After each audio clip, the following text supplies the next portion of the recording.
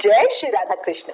आज मैं आपको चातुर्य मास की अद्भुत कहानी सुनाने जा रही हूँ, जिसे एकादशी के दिन से चातुर्य मास में प्रतिदिन सुनना बहुत ही पुण्यदायी माना गया है। कहा जाता है कि इस कहानी को प्रेम पूर्वक कहने और सुनने से भगवान श्री हरि विष्णु प्रसन्न होते हैं और भक्तों पर अपनी विशेष कृपा बरसाते हैं। ये कहानी केवल धन पाने के लिए नहीं, बल्कि सच्ची भक्ति, सेवा, श्रद्धा और भगवान पर अटूट विश्वास की कहानी है।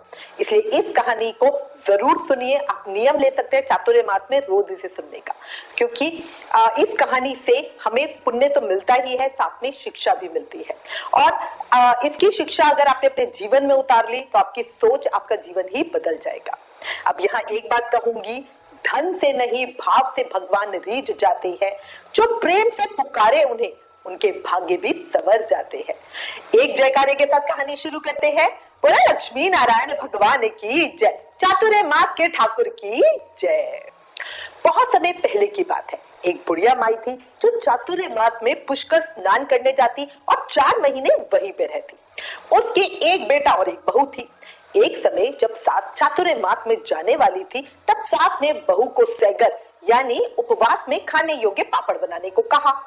बहू ने बेमन से पापड़ बनाए, ऐसे ही उल्टे सीधे बनाए और उन्हें यूं ही जमीन पे सुखा दिया।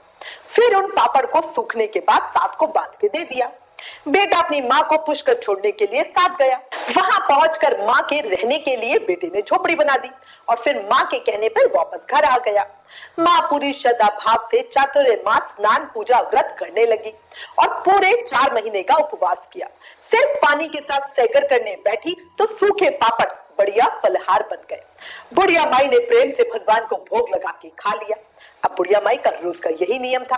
एक रात श्रावण मास के देव बुढ़िया माई के पास आए और बोले, बुढ़िया माई दरवाजा खोल। बुढ़िया माई ने पूछा, तू कौन? तो वो बोले, मैं श्रावण मास हूँ। बुढ़िया माई ने तुरंत ही दरवाजा खोल दिया। बुढ़िया माई ने बढ़िया तरीके से शिव पार्वती की पूजा अर्चना की, बेलपत्र से अभिषेक किया, पूरा माह यही नियम रखा।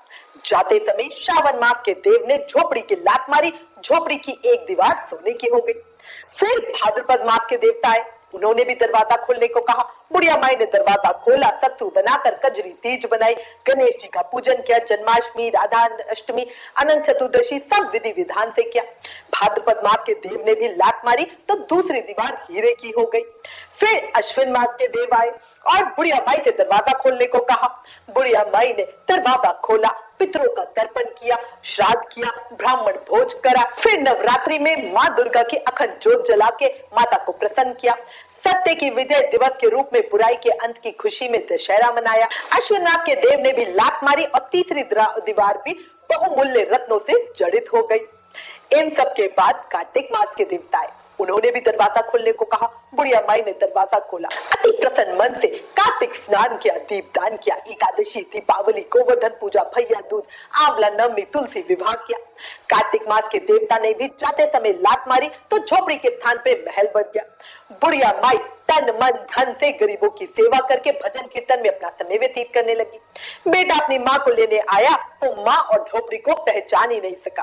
पड़ोसियों से पूछा तो पड़ोसियों ने सारी बात बता दी, उसकी माई की भक्ति की शक्ति के बारे में बताया, जिसे सुनकर बेटा माँ के चरणों में गिरकर बोला, माँ तुम तो धन्य हो, अब घर चलो। सारे सामान के साथ माँ को घर वापस ले आया।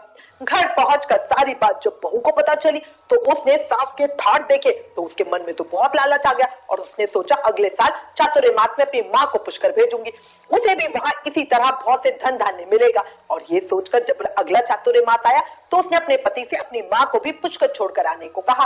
अपनी माँ के लिए उसने ढेरों बढ़िया फलहार में चीजें बना के दी। उसका पति अपनी सास को भी पुष्कर छोड़ आया, झोपड़ी बना के रहने के लिए छोड़ दिया। अब बहू की माँ पुष्कर जी तो आ गई, पर चातुर्य मास व्रत, सेवा, नियम, पूजा में उसका कोई भी भाव नहीं था। वो तो सिर्फ लालच में आई थी। वो 4 समय भोजन करती और दिन भर सोती। चारों मास आए और चले गए। जाते जाते झोपड़ी को लात मारी और झोपड़ी गिर गई। बहू की माँ गधी की योनि में चली गई, क्योंकि औरत लक्ष्मी का रूप है और लक्ष्मी की तरह उसे चंचल ही होना चाहिए। भगवान की पूजा और अतिथि का सम्मान करना ही चाहिए। अब जब चातुर्य मास समाप्त हुआ तो बहू ने अपने पति से कहा, अपनी माँ को तो फटाफट जाके ले आए, मेरी माँ की कोई सुधी नहीं, जाओ अब मेरी माँ को भी ले आओ। अब पति सास को लाने के लिए पुष्कर जी पहुंचा। सास तो कहीं मिली नहीं, झोपड़ी भी नहीं थी। उसने लोगों से पूछा तो लोगों ने बताया कि तेरी सास धर्म कर्म कुछ नहीं करती थी, दिन रात बस खाती रहती थी, सोती रहती थी, जिससे वो गधी बन गई। जमाई अपनी गधी रूपी सास को बांधकर वापस घर ले आया। उधर दूसरी तरफ उसकी पत्नी आस लगाकर बैठी थी कि आज तो मेरी माँ भी आएगी, मेरी सास से ज्यादा धन वैभव लेकर आएगी। पर जब पति घर पहुंचा तो उसकी पत्नी ने पूछा कि भाई मेरी माँ कहाँ है? तब पति ने कहा तेरे लालच की वजह से तेरी माँ गधी बन गई। बहू बहुत रोई दुखी हुई, अब करे तो क्या करे। बड़े बड़े विद्वान ब्राह्मण ऋषि मुनियों से पूछा तो उन्होंने बताया कि तेरी सास ने सत का स्नान किया था और तेरी माँ ने लालच का। लालच में भी उसने कुछ धर्म कर्म नहीं किया, दिन भर आलस्य में पड़ी रही। अब बहू ने बहुत विनय किया कि भाई कुछ तो करो, कुछ तो करो। तब उन्होंने बताया अगर तेरी माँ सास के स्नान किए पानी से तेरी माँ स्नान करेगी तो उसे मनुष्य योनि मिलेगी। तब बहू ने ऐसा ही किया और उसकी माँ पुनः मनुष्य योनि में आ गई। हे लक्ष्मी नारायण भगवान, जैसे बुढ़िया माई को दिया वैसी ही भक्ति प्रताप सबको देना। कहने वाले को, सुनने वाले को, हुकारा भरने वाले को, हमारे जैसे सभी परिवार को देना। सबके ऊपर कृपा बनाए रखना। पर जैसे बहू की माँ के साथ हुआ ऐसे किसी के साथ ना हो। बोलो चातुर्य मास के देवता की जय, लक्ष्मी नारायण भगवान की जय।